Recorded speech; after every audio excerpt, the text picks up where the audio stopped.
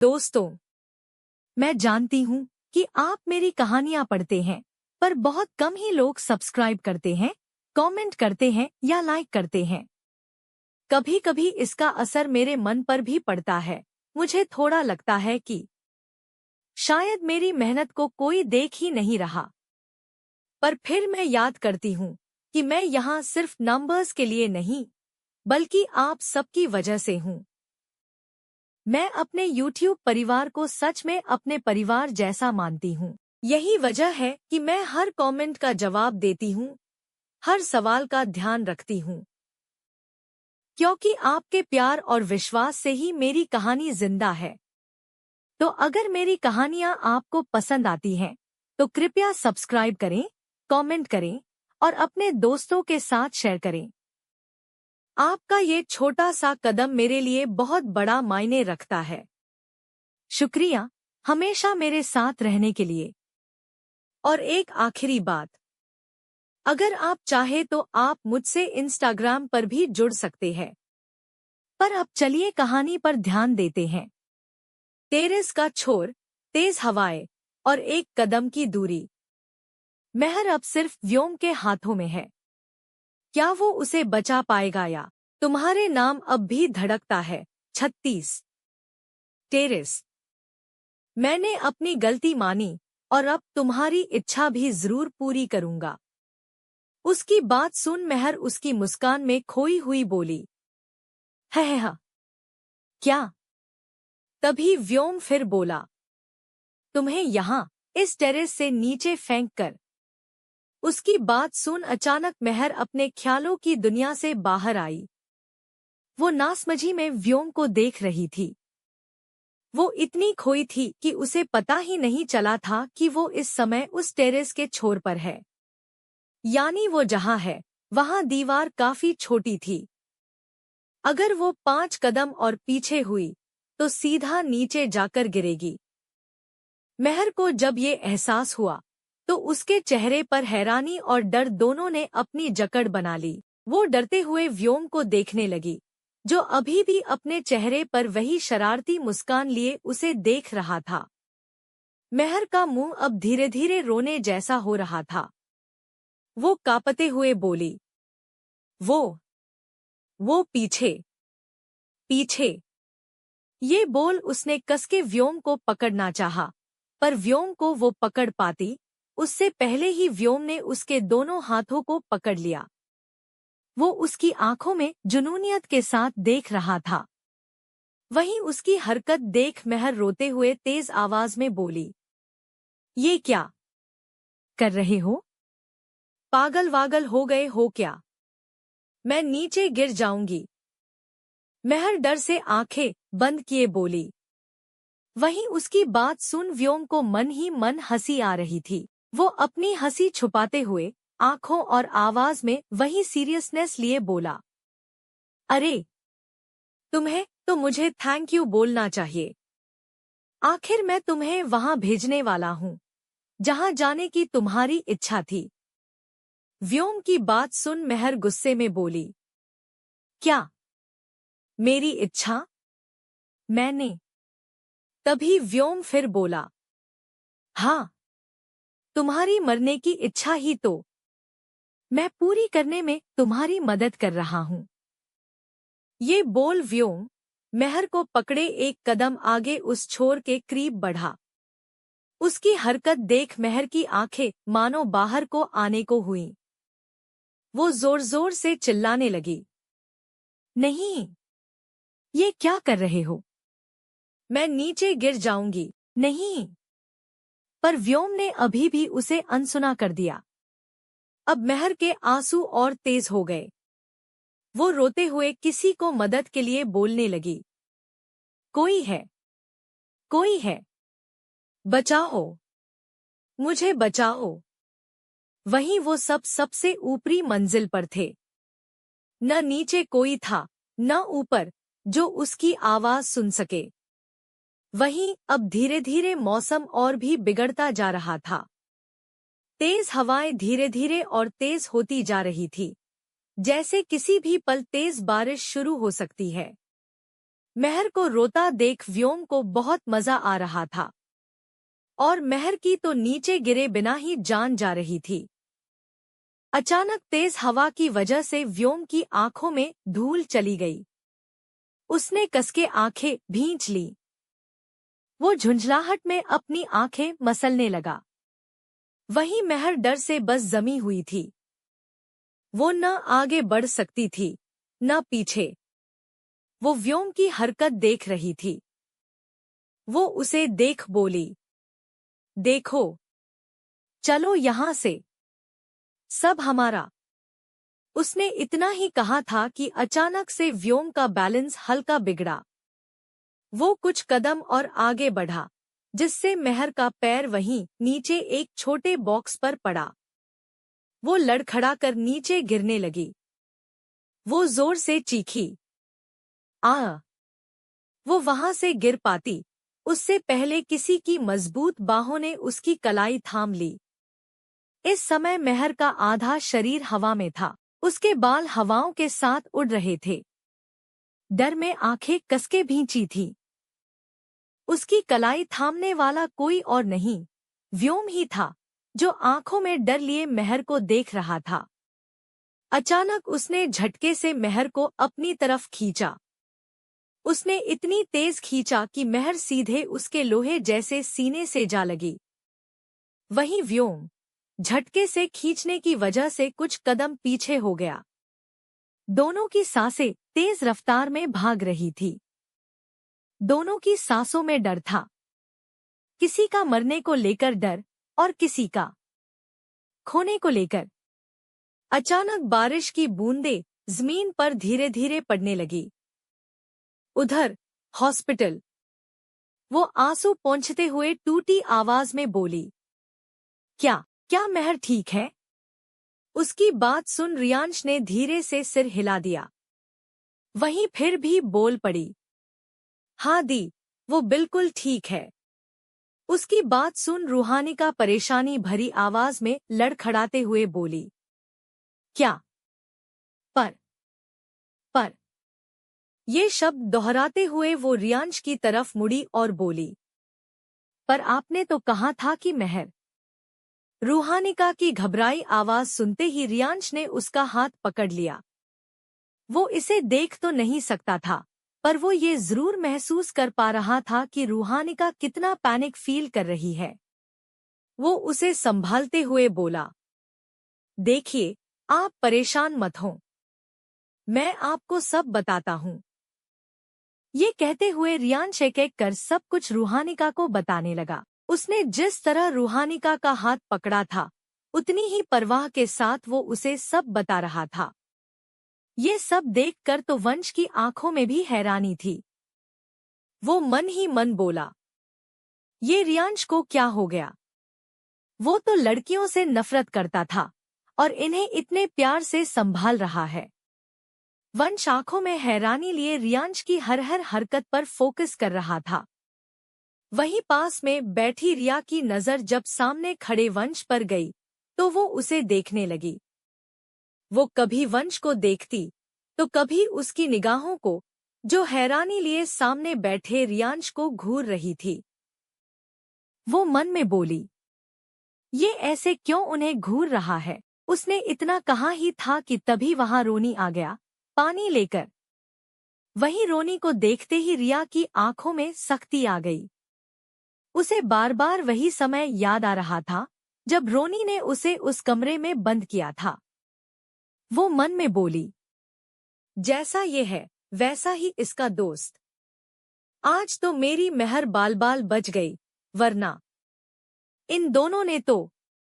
ये कहते कहते रिया रुकी और आसपास देखते हुए खुद से बोली, पर ये महर है कहाँ? क्या होगा आगे? क्या रूहानिका सच जानने के बाद क्या करेंगी? और वहीं दूसरी तरफ, क्या व्योम के चंगुल से छूट पाएगी महर? आगे जानने के लिए पढ़िए तुम्हारे नाम से अब भी धड़कता है। लेखिका शिवांगी। उसकी सिसकियां, उसकी आंखों का डर और उसकी पकड़। क्या ये पल उन्हें और करीब लाएगा या दूर? तुम्हारे नाम अब भी धड़कता है। 37। टेरेस। अचानक उसने झटके से मेहर को अपनी तरफ खींचा। उसने इतनी तेज खींचा कि मेहर सीधे उसके लोहे जैसे सीने से जा लगी। वहीं व्योम झटके से खींचने की वजह से कुछ कदम पीछे हो गया। दोनों की सांसें तेज रफ्तार में भाग रही थी। दोनों की सांसों में डर था। किसी का मरने को लेकर डर और किसी का खोने को लेकर। अचानक बारिश की बूंदें जमीन पर धीरे धीरे पड़ने लगी। मेहर इस वक्त व्योम की बाहों में लिपटी थी। वहीं व्योम ने तो उसे ऐसे पकड़ा था मानो अगर वो उसे खो देता तो मेहर कहीं चली जाती। उसकी पकड़ उसकी कमर पर कसी हुई थी। वहीं बारिश अब धीरे धीरे तेज हो चली थी, जिसका जैसे व्योम और मेहर को अंदाजा भी नहीं था। कुछ देर बाद मेहर की सिसकियां व्योम को महसूस हुईं। ये सिसकियां किसी और की नहीं, मेहर की ही थी। वो अब जोर जोर से रोने लगी। उसे रोता देख व्योम थोड़ा दूर हुआ।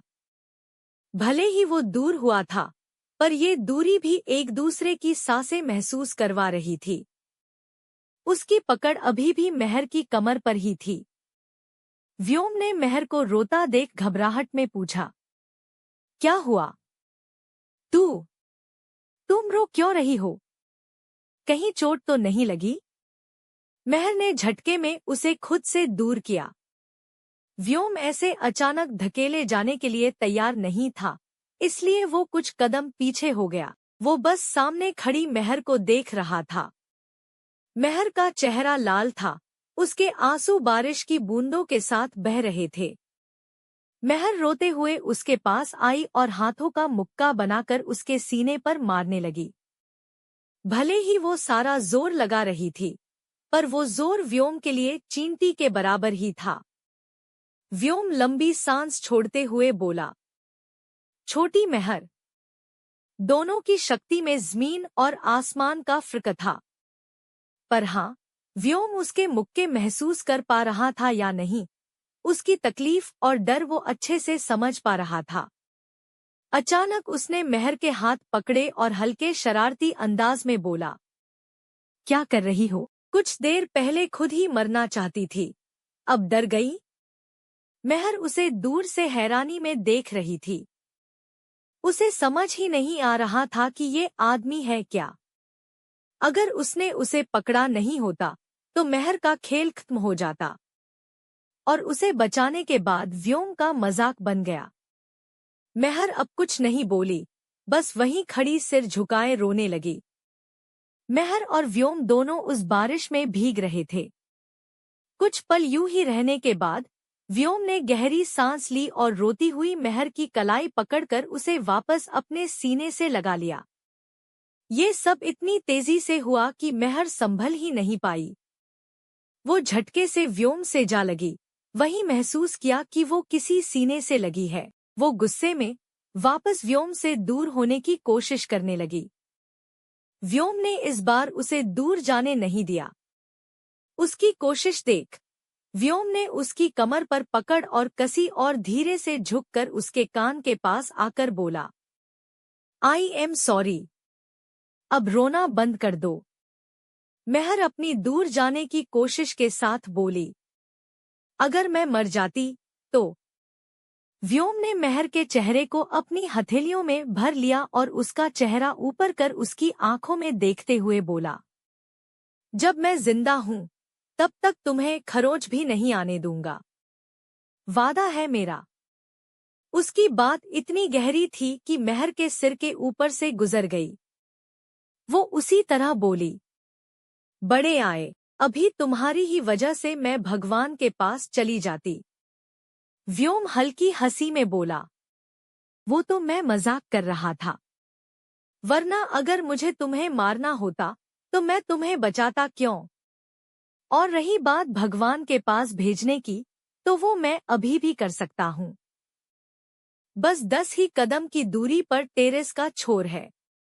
मेहर झटके से उसके सीने से जा लगी।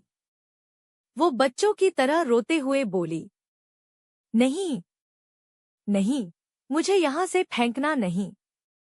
व्योम हंस दिया, उसे दूर कर उसका चेहरा वापस अपने हाथों में भर लिया और बोला, पर अब मैं तुम्हें कुछ नहीं होने दूंगा। महर मुंह बनाकर बोली, क्यों? उसकी मासूमियत देखकर व्योम बस कुछ पल के लिए अपनी जगह पर जमा रह गया। वहीं महर की नजरें अभी भी अपने सवाल का जवाब मांग रही थी। व्योम धीरे से झुका और उसके गालों को चूम कर बोला, अभी नहीं, बहुत जल्द तुम्हें इसका जवाब मिलेगा। उसकी अचानक हुई हरकत से महर तो जैसे सदमे में चली गई।